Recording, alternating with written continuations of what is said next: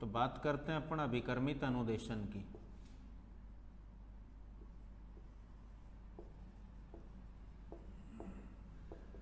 सबसे पहले तो देखिए दोस्तों, अभिकर्मित अनुदेशन तकनीक होती क्या है, इसके शाब्दिक अर्थ को समझना है। अभिकर्मित अनुदेशन जो आपका शब्द है ये दो शब्दों के मेल से बना है। इसमें एक के शब्द तो है अपना अभिकर्मित और दूसरा है दोस्तों अनुदेशन। अब देखिए अभिकर्मित का मतलब तो क्या होता है, अभिकर्मित का मतलब होता है विषय वस्तु को छोटे छोटे अंशों में विभाजित करना,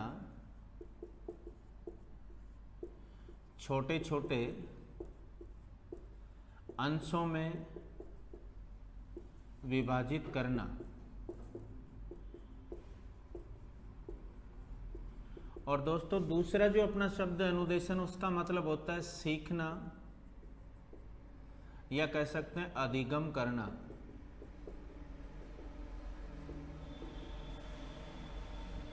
तो इसका शाब्दिक अर्थ होगा कि अभिकर्मित अनुदेशन वो तकनीक है जिसमें विषय वस्तु को छोटे छोटे अंशों में बांटकर, छोटे छोटे खंडों में बांटकर उसका अधिगम किया जाता है। इसका फायदा ये है दोस्तों कि अभिकर्मित अनुदेशन में जो विषय वस्तु है वो एक साथ प्रस्तुत न करके उसे छोटे छोटे भागों में विभाजित किया जा रहा है, इसलिए छात्र अपनी गति से, अपने स्वयं के प्रयत्न से सीखते हैं। तो एक प्रश्न यहाँ पर यह भी आता है कि इस विधि में छात्र स्वगति व स्व प्रयत्न से सीखता है, और छात्र जो कार्य सीखने के लिए कर रहा है, अधिगम के लिए जो छात्र प्रयास करता है, उन प्रयास को या उस कार्य को तुरंत पुष्टि यानी पुनर्बलन प्रदान किया जाता है। तो ये तो ही इसकी मुख्य बातें हैं। दोबारा देखिए, अभिकर्मित का अभिप्राय होता है छोटे छोटे अंश या भागों में या इकाइयों में विभाजित करना, और अनुदेशन का मतलब होता है सीखना या अधिगम करना, अर्थात शिक्षण की वो तकनीक जिसमें विषय वस्तु को छोटे छोटे अंशों में विभाजित करके प्रस्तुत किया जाता है या छोटे छोटे अंशों में विभाजित करके उसे सीखा जाता है या उसका ज्ञान प्राप्त किया जाता है, उसे अभिकर्मित अनुदेशन तकनीक कहते हैं। इस अभिकर्मित अनुदेशन में छात्र अपनी गति से यानी स्वगति व स्व प्रयत्न से सीखता है, और छात्र द्वारा किए जाने वाले प्रयास या कार्यों की तुरंत पुष्टि की जाती है, अर्थात छात्र को उसके कार्य के प्रति तुरंत पुनर्बलन प्रदान किया जाता है। अब दोस्तों इससे आगे प्रश्न आता है कि अभिकर्मित अनुदेशन का विकास कैसे हुआ। सबसे पहले इससे संबंधित विचार किसने प्रस्तुत किया, उसके बाद वर्तमान अभिकर्मित अनुदेशन के विकास में सबसे महत्वपूर्ण योगदान किन विद्वानों का रहा है, अभिकर्मित अनुदेशन होता कितने प्रकार का है, अभिकर्मित अनुदेशन किन सिद्धांतों पर आधारित होता है, और अभिकर्मित अनुदेशन के जो अलग अलग प्रकार हैं उनका अध्ययन करेंगे। सबसे पहले बात करें दोस्तों इसके विकास की, कि अभिकर्मित अनुदेशन का विकास किस प्रकार से हुआ। विकास में सबसे पहला प्रश्न उठता है कि वह विद्वान जिसने सबसे पहले अभिकर्मित अनुदेशन पर विचार प्रस्तुत किया, कहने का मतलब सर्वप्रथम विचार किसने दिया। तो दोस्तों इस विधि पर या अभिकर्मित अनुदेशन तकनीक पर सर्वप्रथम विचार प्रस्तुत करने वाला विद्वान है यूनानी दार्शनिक सुकरात। तो इस पर सबसे पहले विचार प्रस्तुत करने वाले विद्वान का अगर प्रश्न आए तो अपना जवाब होगा सुकरात। उसके बाद अंतिम, प्रथम और अंतिम की बात कर रहे हैं, इसके विकास में सबसे महत्वपूर्ण योगदान किसका माना जाता है।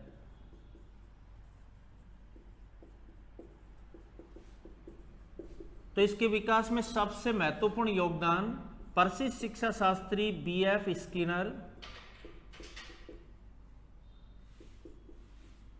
और उसके साथी जेम्स ली हॉलैंड का माना जाता है। सबसे पहले विचार तो किसने, सुकरात ने, और इसके विकास में सबसे महत्वपूर्ण योगदान किन विद्वानों का, तो जवाब होगा B.F. स्किनर और जेम्स ली हॉलैंड का। अब इसके बीच में कौन कौन से कार्य हुए, यानी इसका विकास क्रम क्या रहा। सुकरात के विचारों के बाद अभिकर्मित अनुदेशन से मिलती जुलती एक विधि सन 1912 में थार्नडाइक द्वारा निर्मित की गई। 1912 में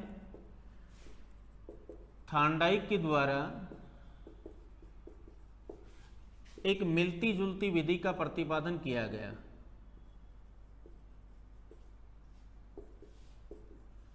विधि का प्रतिपादन। उसके बाद सिडनी एल प्रेसे और उसके साथियों ने दोस्तों एक सीखने की मशीन बनाई थी 1920 में, और उस मशीन की तकनीक की बात करें तो वो लगभग अभिकर्मित अनुदेशन से मिलती जुलती थी। तो 1920 में सिडनी एल प्रेसे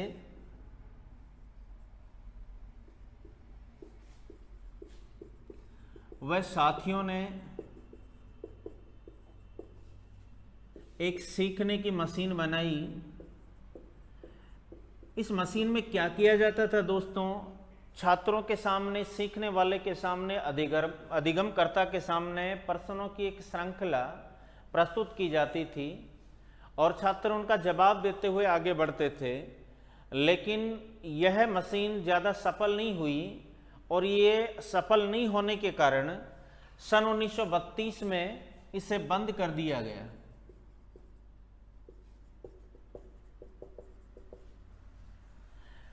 अब सबसे महत्वपूर्ण योगदान की बात आती है तो वो आपने पढ़ लिया, बीएफ स्किनर और जेम्स ली हॉलैंड है।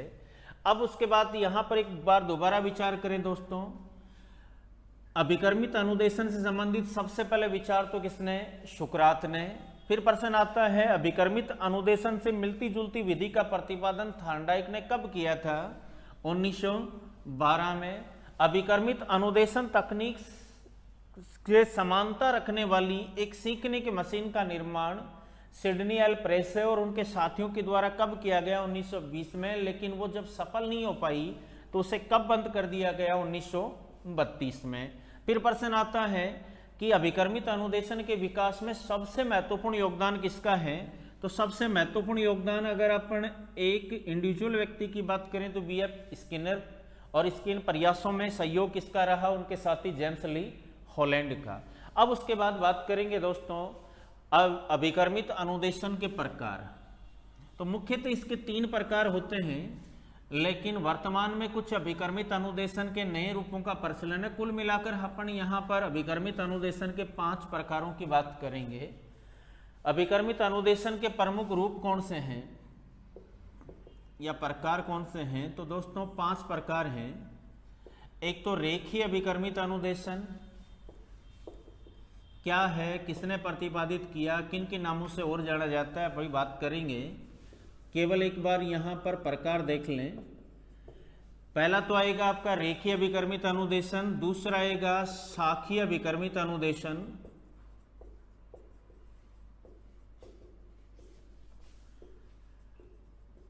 तीसरा अभिकर्मित अनुदेशन का रूप है अवरोही, या जिसे मैथेटिक्स भी कहा जाता है, अवरोही अभिकर्मित अनुदेशन।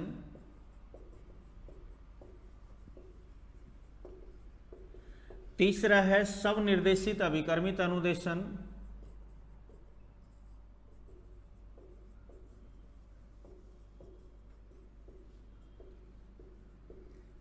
और चौथा है दोस्तों कंप्यूटर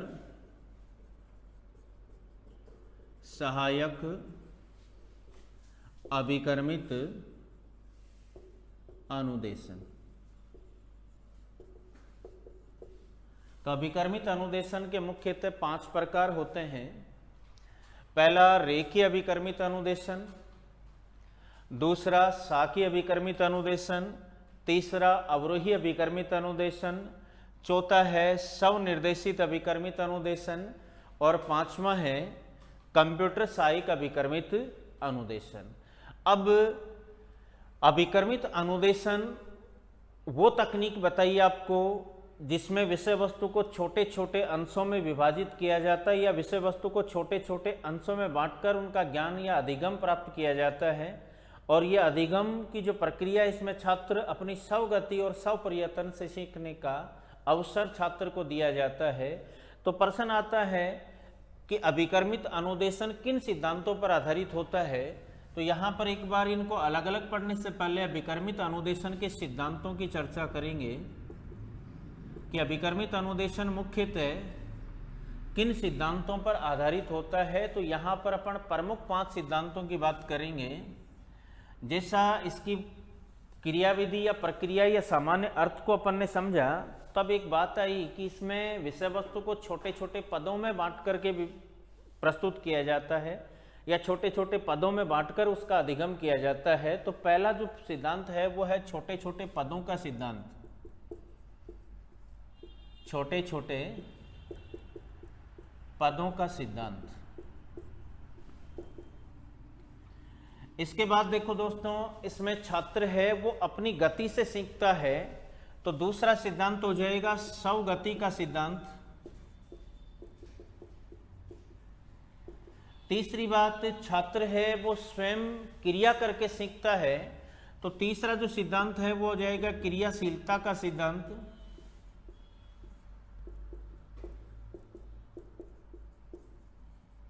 क्रियाशीलता का सिद्धांत। इसके बाद चौथे सिद्धांत की बात करें तो अभिकर्मित अनुदेशन में जो पदों का क्रम होता है वो एक तार्किक क्रम होता है।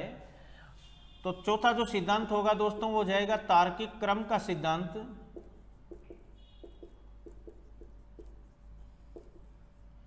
और छात्र को उसके कार्य के बाद पुष्टि यानी पुनर्बलन प्रदान किया जाता है। तो पांचवा प्रमुख सिद्धांत हो जाएगा पुनर्बलन का सिद्धांत। तो मुख्यतः अभिकर्मित अनुदेशन है वो इन 5 प्रमुख सिद्धांतों पर आधारित होता है। ये 5 प्रमुख सिद्धांत कौन कौन से हैं? पहला सिद्धांत है छोटे छोटे पदों का सिद्धांत। दूसरा है क्रियाशीलता का सिद्धांत। तीसरा है स्वगति का सिद्धांत। चौथा है तार्किक क्रम का सिद्धांत। और दोस्तों पांचवा है पुनर्बलन का सिद्धांत। एक बार यहां तक दोबारा देखें। अभिकर्मित का मतलब होता है छोटे छोटे अंशों में या भागों में विभाजित करना। अनुदेशन का मतलब होता है सीखना या अधिगम करना, अर्थात विषय वस्तु को छोटे छोटे भागों में बांटकर सीखना अभिकर्मित अनुदेशन तकनीक कहलाती है।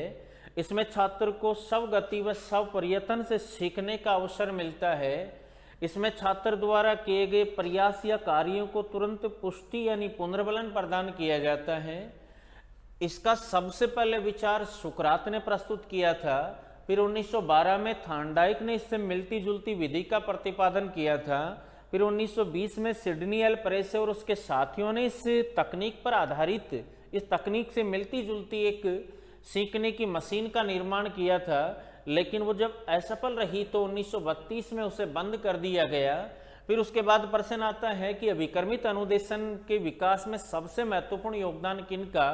तो जवाब होगा दोस्तों BF स्किनर और उसके साथी जेम्स ली हॉलैंड का। फिर बात की कि अभिकर्मित अनुदेशन के प्रकार कितने होते हैं। तो मुख्यतः 3 प्रकार होते हैं, रेखीय, शाखीय और अवरोही। वैसे कुल मिलाकर हमें 5 अभिकर्मित अनुदेशन की बात करनी है। रेखीय अभिकर्मित अनुदेशन, शाखीय अभिकर्मित अनुदेशन, अवरोही अभिकर्मित अनुदेशन, स्वनिर्देशित अभिकर्मित अनुदेशन और एक आ जाएगा आपका कंप्यूटर सहायक अभिकर्मित अनुदेशन। फिर चर्चा की कि अभिकर्मित अनुदेशन किन सिद्धांतों पर आधारित होता है या अभिकर्मित अनुदेशन के प्रमुख सिद्धांत कौन से हैं। तो अभिकर्मित अनुदेशन के 5 प्रमुख सिद्धांतों की बात अपन ने की। वो 5 सिद्धांत हैं कौन कौन से? छोटे छोटे पदों का सिद्धांत, स्वगति का सिद्धांत, क्रियाशीलता का सिद्धांत, तार्किक क्रम का सिद्धांत और दोस्तों पुनर्बलन का सिद्धांत है। ठीक है, इसके बाद अगर अपन बात करें तो अब इनको अलग अलग पढ़ेंगे। और सबसे पहले दोस्तों चर्चा करेंगे अपन रेखीय अभिकर्मित अनुदेशन की।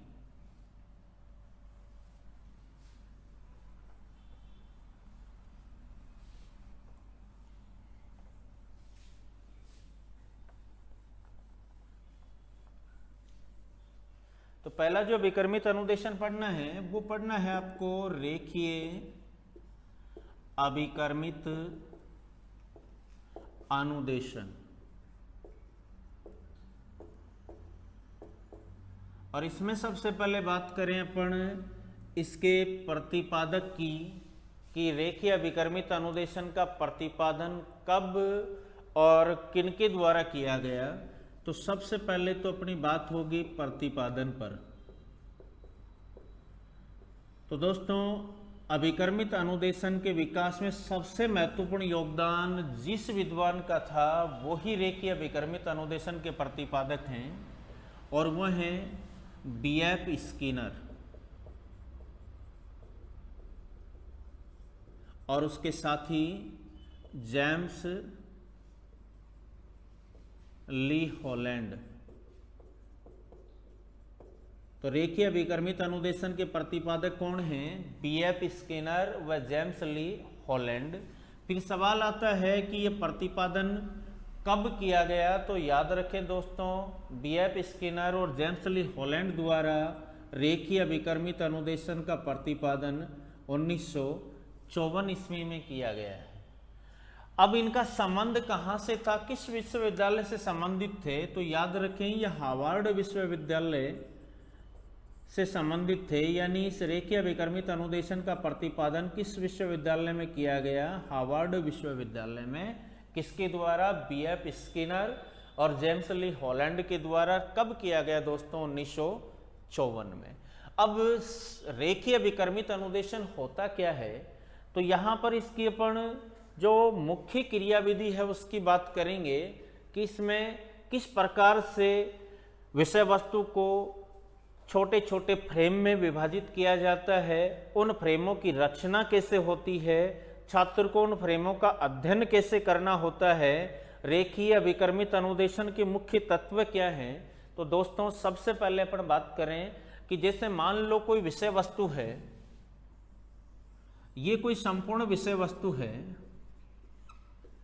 इस विषय वस्तु को रेखीय विकर्मित अनुदेशन में इस विषय वस्तु को छोटे छोटे फ्रेम में विभाजित किया जाता है, और उन फ्रेम का निर्माण इस प्रकार से किया जाता है कि जो पहली फ्रेम बनाई जाती है ना, उसी से दूसरी फ्रेम का निर्माण होता है, दूसरी से तीसरी फ्रेम का निर्माण होता है, तीसरी से ही चौथी फ्रेम का निर्माण होता है, चौथी से पांचवी फ्रेम का निर्माण, यानी प्रत्येक फ्रेम अपनी पिछली फ्रेम से बनी होती है।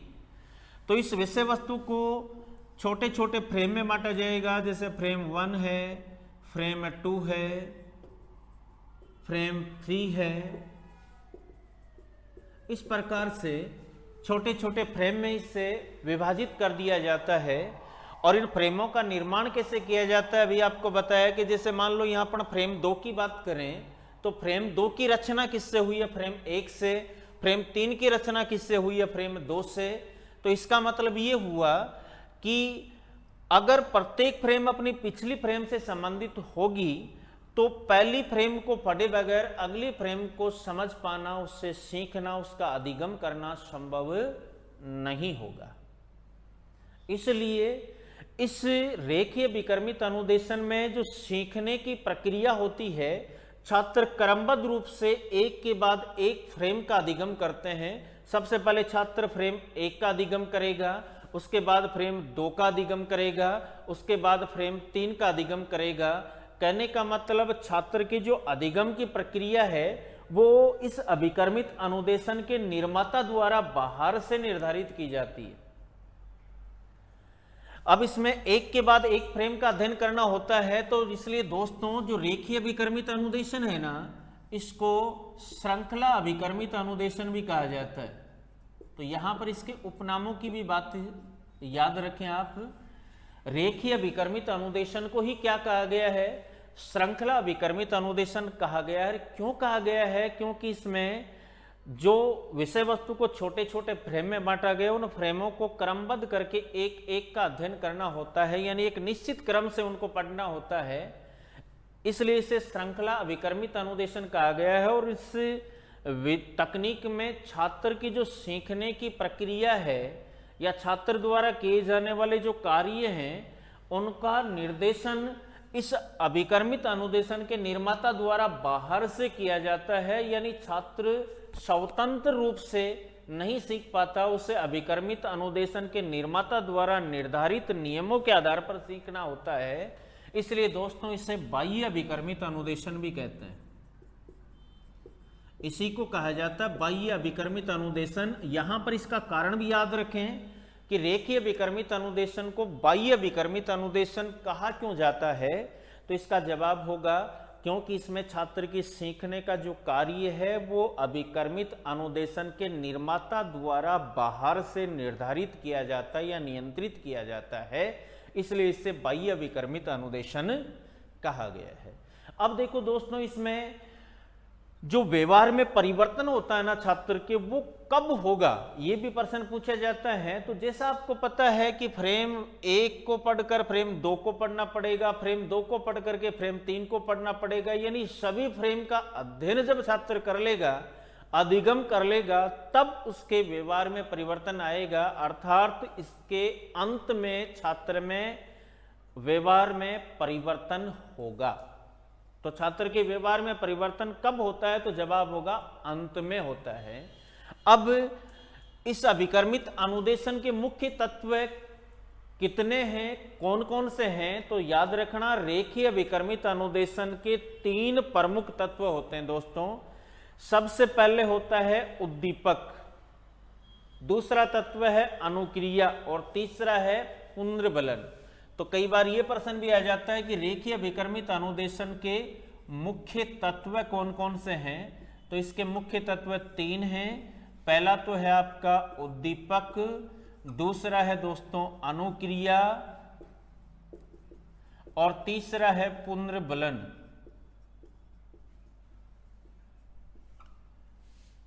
तो इसके 3 प्रमुख तत्व हो गए उद्दीपक, अनुक्रिया और पुनर्बलन। एक बार यहां तक दोबारा देखें। रेखीय अभिकर्मित अनुदेशन के प्रतिपादक कौन, बीएफ स्किनर और उसके साथ ही जेम्स ली हॉलैंड। कब किया प्रतिपादन दोस्तों, 1954 में। इनका संबंध कौन से विश्वविद्यालय से था, हार्वर्ड विश्वविद्यालय से था। रेखीय अभिकर्मित अनुदेशन में विषय वस्तु को किसमें विभाजित किया जाता है, तो छोटी छोटी फ्रेम में विभाजित किया जाता है और इन फ्रेमों की रचना है वो इस प्रकार से होती है कि प्रत्येक अगली फ्रेम अपनी पिछली फ्रेम से निर्मित होती है। इसका मतलब पिछली फ्रेम को पढ़े बगैर अगली फ्रेम का अध्ययन करना संभव नहीं होता। इसमें क्रमबद्ध रूप से एक एक करके फ्रेम का अध्ययन किया जाता है दोस्तों, इसलिए इसे श्रृंखला अभिकर्मित अनुदेशन भी कहते हैं।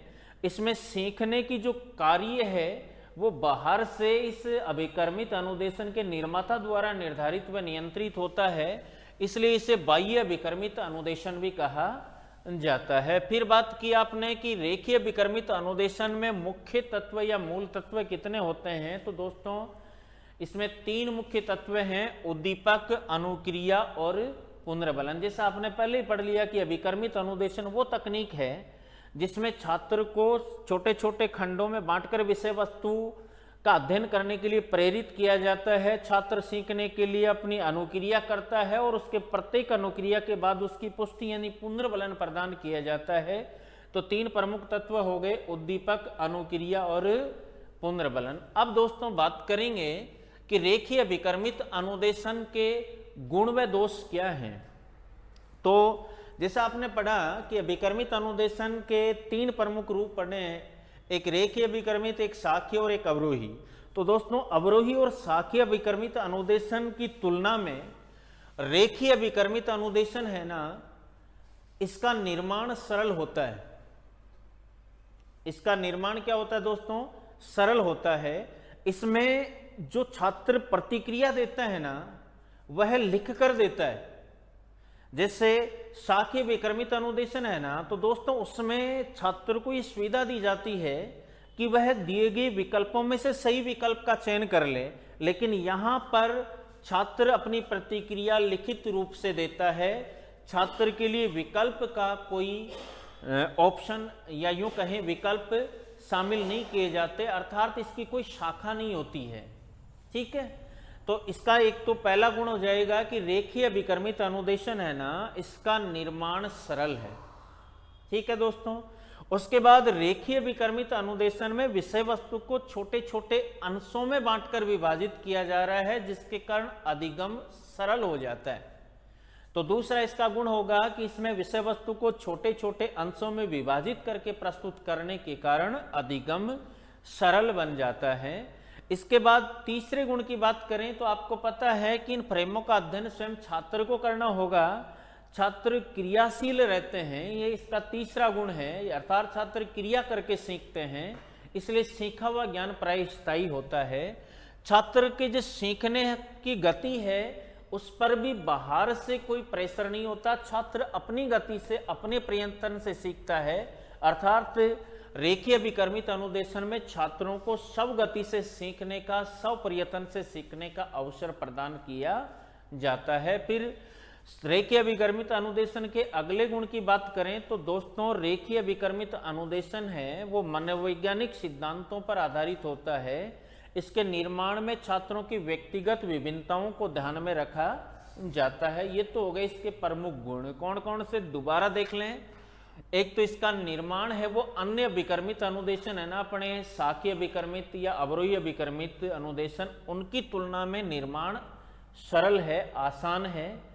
इसमें विषय वस्तु को छोटे छोटे भागों में बांटकर प्रस्तुत किया जाता है, इसलिए अधिगम सरल हो जाता है। इसमें छात्र क्रियाशील रहकर सीखता है। इसमें छात्र स्वगति व स्वप्रयत्न से सीखता है। यह मनोवैज्ञानिक सिद्धांतों पर आधारित है। और लास्ट गुण आपने पढ़ा कि इसके निर्माण में छात्रों की व्यक्तिगत विभिन्नताओं का ध्यान रखा जाता है। लेकिन दोस्तों जैसे कोई भी वस्तु सबके लिए अच्छी नहीं होती, उसमें कुछ ना कुछ दोष होते हैं, ठीक उसी प्रकार ये रेखीय विकर्मित अनुदेशन है, ये भी कुछ संदर्भ में उपयोगी नहीं माना जाता। जैसे अपन बात करें तो कक्षा में सभी छात्रों की बुद्धि लब्धि एक जैसी नहीं होती। कोई कुशाग्र बुद्धि वाले भी होते हैं, प्रतिभाशाली भी होते हैं, कुछ औसत बच्चे भी होते हैं, तो कुछ मंद बुद्धि या पिछड़े बच्चे भी होते हैं। सबकी सीखने की जो गति है दोस्तों वो एक जैसी नहीं होती। इस विधि को सामान्यतः एवरेज व पिछड़े बच्चे हैं ना, वो रेखीय विकर्मित अनुदेशन को ज्यादा पसंद करेंगे, क्योंकि वो विषय वस्तु का अधिगम एक साथ नहीं कर पाते, तो उसे छोटे छोटे खंडों में बांटकर उसका आसानी से अधिगम करेंगे, तो उनके लिए तो है ये अच्छी। लेकिन दोस्तों प्रतिभाशाली बालक है ना, वो खंडित ज्ञान प्राप्त करना पसंद नहीं करता, जबकि इसमें आपको पता है ज्ञान है वो खंडित स्वरूप में प्रदान किया जा रहा है। अर्थात रेखीय विकर्मित अनुदेशन प्रतिभाशाली बालकों के लिए उपयुक्त नहीं है। क्यों नहीं है? क्योंकि प्रतिभाशाली बालक खंडित ज्ञान प्राप्त करना पसंद नहीं करते। दूसरा जो दोष है वो ये है कि रेखीय विकर्मित अनुदेशन है ना, इसका निर्माण विषय वस्तु के सभी प्रकरण पर संभव नहीं है। जितने भी अपने प्रकरण होते हैं सबको आप रेखीय विकर्मित अनुदेशन के माध्यम से प्रस्तुत नहीं कर सकते या उनका अधिगम नहीं कर सकते। तो दूसरा दोष हो जाएगा कि रेखीय विकर्मित अनुदेशन का निर्माण विषय वस्तु के सभी प्रकरणों के संबंध में संभव नहीं है। दूसरी बात अभी आपने देखा कि इसमें छात्र है ना वो स्वतंत्र रूप से अधिगम नहीं करता, उसके अधिगम के ऊपर निर्माता के द्वारा बाहर से नियंत्रण रहता है। अर्थात इसका ये एक दोष हो जाएगा कि रेखीय विकर्मित अनुदेशन में अधिगम नियंत्रित परिस्थितियों में होता है, इसमें छात्र स्वतंत्र नहीं होता। और सबसे मुख्य जो दोष है ना वो दोस्तों ये है कि इस रेखीय विकर्मित अनुदेशन में छात्र द्वारा दिए गए सही व गलत उत्तर क्यों है उसके कारण का उसे पता नहीं चलता। सही व गलत होने व उसके कारण का की जानकारी जो है वो छात्र को प्राप्त नहीं होती। दोस्तों ये है रेखीय अभिकर्मित अनुदेशन। इसके बाद दूसरा अपन पढ़ें तो वो है अपना शाकीय विकर्मित अनुदेशन। एक बार में तीनों विकर्मित अनुदेशन हैं, उनके प्रतिपादन की किनके द्वारा किया गया, कब किया गया, चर्चा कर लेते हैं अपन। रेखीय विकर्मित अनुदेशन तो जैसे दोस्तों आपने पढ़ा 1954 में बीएफ स्किनर और जेम्स ली हॉलैंड के द्वारा इसका प्रतिपादन किया गया। दूसरा जो है आपका वो शाकीय विकर्मित अनुदेशन है। इस शाखीय विकर्मित जिसे रेखीय विकर्मित अनुदेशन है ना, इसको कई उपनामों से जाना जाता है। इसे श्रृंखला विकर्मित अनुदेशन भी कहते हैं, इसे बाह्य विकर्मित अनुदेशन भी कहते हैं। ठीक उसी प्रकार शाखीय विकर्मित अनुदेशन को आंतरिक विकर्मित अनुदेशन भी कहा जाता है, क्योंकि इसमें छात्र स्वतंत्र होता है। इसमें छात्र की सीखने की जो क्रिया है उस पर बाहर से अभिकर्मित अनुदेशन निर्माता का नियंत्रण नहीं होता। छात्र अपने अनुसार किसी भी पद को पहले पढ़ सकता है, जबकि रेखीय विकर्मित अनुदेशन में उससे फ्रेमों का क्रमबद्ध अध्ययन करना अनिवार्य होता है। इस शाखीय विकर्मित अनुदेशन के प्रतिपादन की बात की जाए तो इसका प्रतिपादन दोस्तों सन 1960 में नॉर्मन ए क्राउडर के द्वारा किया गया। इसके प्रतिपादक हैं नॉर्मन ए क्राउडर। तीसरा जो प्रमुख अभिकर्मित अनुदेशन आप पढ़ोगे वो पढ़ोगे दोस्तों अवरोही अभिकर्मित अनुदेशन। इसे मैथेटिक्स अभिकर्मित अनुदेशन भी कहते हैं। इसका प्रतिपादन दोस्तों सन 1962 में गिलबर्ट के द्वारा, जिनका पूरा नाम आप कह सकते हैं थॉमस एफ गिलबर्ट के द्वारा किया गया था। तो मुख्यतः अपने को इन तीन अभिकर्मित अनुदेशन की चर्चा करनी, जिसमें एक आप पढ़ चुके हैं रेखीय अभिकर्मित अनुदेशन, जिसके प्रतिपादक तो बी एफ स्किनर और उसके साथ ही जेम्स ले हॉलैंड है। 1954 में प्रतिपादन किया गया है। कल दूसरा अपन पढ़ेंगे शाखीय अभिकर्मित अनुदेशन और अवरोही अभिकर्मित अनुदेशन का अध्ययन करेंगे अगले वीडियो में। शाखीय अभिकर्मित अनुदेशन है, इसका प्रतिपादन दोस्तों 1960 में नॉर्मन ए क्राउडर के द्वारा किया गया है।